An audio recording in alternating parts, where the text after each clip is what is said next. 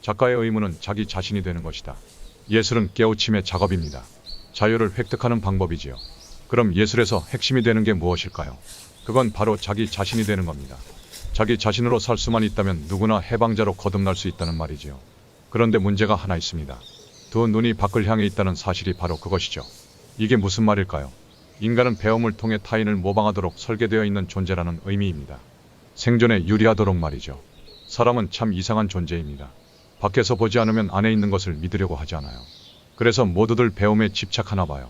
물론 외부를 탐색하는 것도 의미 있는 일임에는 분명합니다.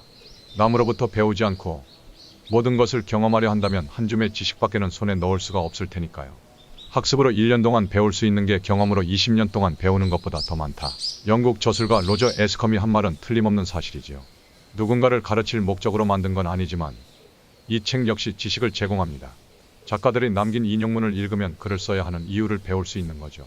그러나 인용문을 읽는 목적은 어디까지나 자기 자신을 발견하는 데 있습니다. 우선은 남을 모방하는 데서부터 시작해야겠지만 그 끝은 자신만의 고유한 무언가를 창조하는 것으로 귀결되어야겠죠. 배움의 목적이 무언가를 창조하는 데 있다면 배움과 창조 사이에는 비움이라는 여과 과정이 필요합니다. 작가가 가진 개성은 타인으로부터 영향을 받은 흔적을 지워내는 과정에서 드러나기 때문이지요. 아니, 어쩌면 비움이라는 건 외부를 관찰하는 데서 내면을 응시하는 대로 시선을 옮기는 행위인지도 모르겠습니다.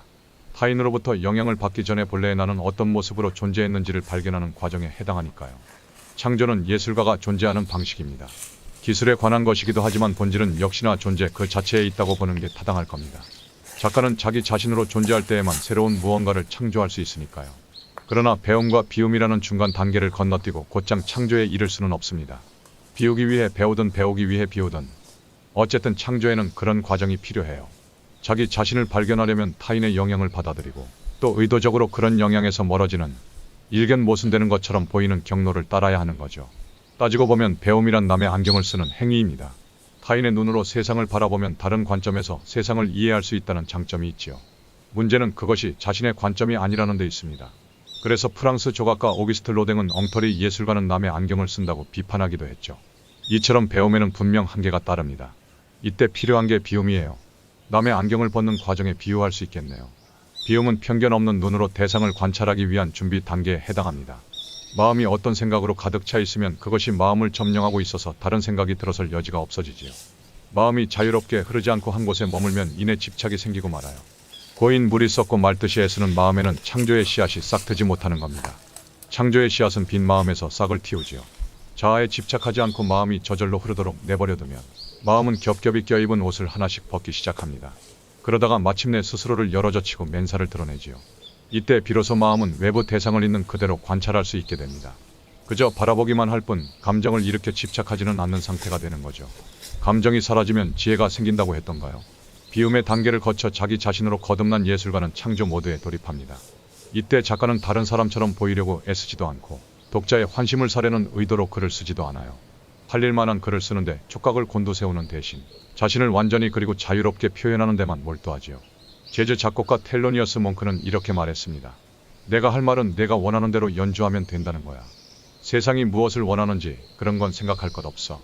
연주하고 싶은 대로 연주해서 너를 세상에 이해시키면 돼. 설령 15년, 20년이 걸린다고 해도 말이다. 이건 작가의 경우에도 마찬가지예요. 진정한 작가는 순수한 기쁨을 느끼기 위해 창작에 몰두합니다. 그도 그럴 것이 독자를 의식하지 않고 자의식으로부터 벗어날 때 비로소 훌륭한 작품이 완성된다는 것을 뛰어난 작가들은 직감적으로 알고 있기 때문이지요.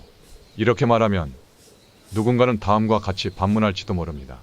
대중이 없는 곳에서 어떻게 예술가가 살아갈 수 있겠어요? 그게 어디 가당키나 한 말이에요. 옳은 말입니다.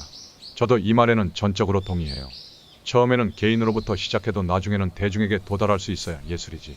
오직 개인에만 머물러 있다면 그것은 온전한 예술이라고 할 수 없을 테니까요. 그러나 독자를 위해 글을 쓰게 되면 정작 작가 자신을 잃어버릴 위험이 있어요.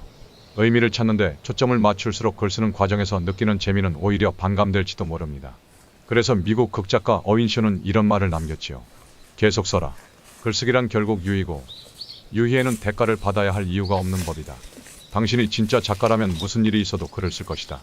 그렇습니다. 글쓰기의 바탕은 유희입니다. 현실적인 이해를 떠나 순수한 즐거움을 추구하는 유희적 태도는 작가에게 생각의 감옥에서 뛰쳐나갈 용기를 주지요. 그리고 그런 태도로 글을 쓰는 작가는 분명 자유를 얻고 해방감을 맛보게 될 겁니다. 물론 어른들이 보기에는 놀이하듯 글을 쓰는 이런 태도가 못마땅하게 여겨지겠지요. 돈과 명예가 뒤따르지 않는 예술의 시간을 낭비하는 것만큼 어리석은 일은 없다고 그렇게 그들은 믿어 의심치 않으니까요. 그런 어른들이 과연 세상을 있는 그대로 바라볼 수 있을까요? 단연코 그런 일은 없을 겁니다. 색안경을 낀 채 살아가는 어른들에게는 오직 두 개의 안경알만이 중요할 뿐이에요. 물욕이라는 왼쪽 알과 공명심이라는 오른쪽 알이 바로 그것이지요. 뭐 글을 써서 돈을 벌고 내친 김에 이름까지 얻겠다는 게 그리 나쁜 일인가? 라고 반문하신다면 그렇지는 않다고 말씀드리고 싶습니다. 다만 작가 자신이 설정한 목적이 스스로를 구속하면 그때는 꼼짝없이 감옥에 갇힌 신세가 되고 만다는 거지요. 어른들은 산 정상에 오를 생각만 하느라 발 아래에 핀 꽃은 보지 못합니다. 오아시스를 찾는 데만 혈안이 된 나머지 태고의 신비를 간직한 사막의 아름다움에는 눈길조차 주지 않아요. 왜 그런 걸까요? 역시나 어린아이의 마음을 잃어버렸기 때문입니다. 인간이란 결국 자기 마음 속에 있는 것만을 세상에서 볼 수 있는 존재이니까요. 어른들은 그저 목적이 이끄는 대로 따라갈 뿐이지요. 그렇게 일평생을 쉼없이 내달린 끝에 그들이 도착한 곳은 어디일까요? 안타깝게도 그 종착지는 바로 타인입니다. 노르웨이의 극작가 헬리크 입세는 다음과 같이 스스로 묻고 답했습니다. 인간의 의무는 무엇인가? 해답은 간단하다. 자기 자신이 되는 것이다. 타인으로 존재하는 건 이제 그만 멈추고 지금부터는 자기 자신으로 살아가는 게 어떨까요? 작가의 의무는 자기 자신이 되는 것이니까요. 저희와 함께 자기 자신을 찾으러 떠나보아요. 감사합니다.